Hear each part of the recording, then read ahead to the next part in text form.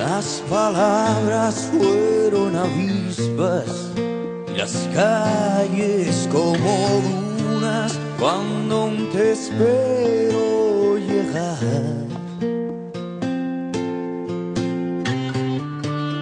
En un ataúd guardo tu tacto y una corona con tu pelo enmarañado, queriendo encontrar un arco iris infinito.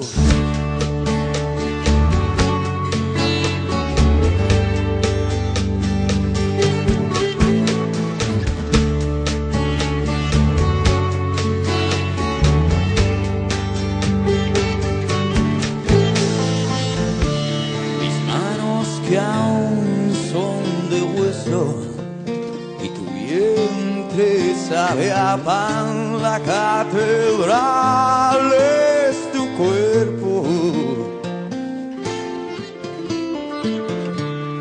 Eras verano y mil tormentas y el león que sonríe a las paredes que he vuelto a pintar del mismo color.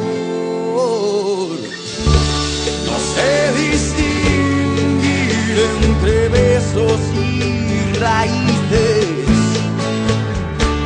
no sé distinguir lo complicado de lo simple, y ahora estás en mi lista de promesas a olvidar. Todo arde si le aplicas la chispa adecuada.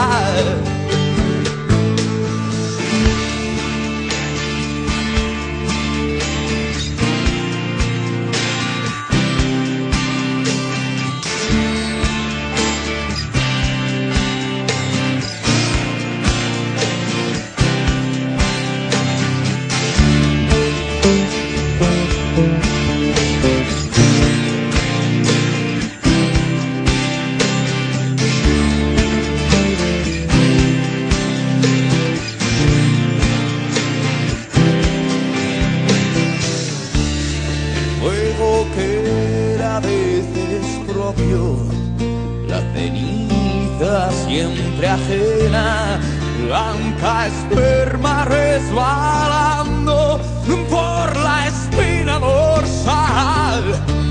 Ya somos más viejos y sinceros, ¿y qué más da si miramos la laguna?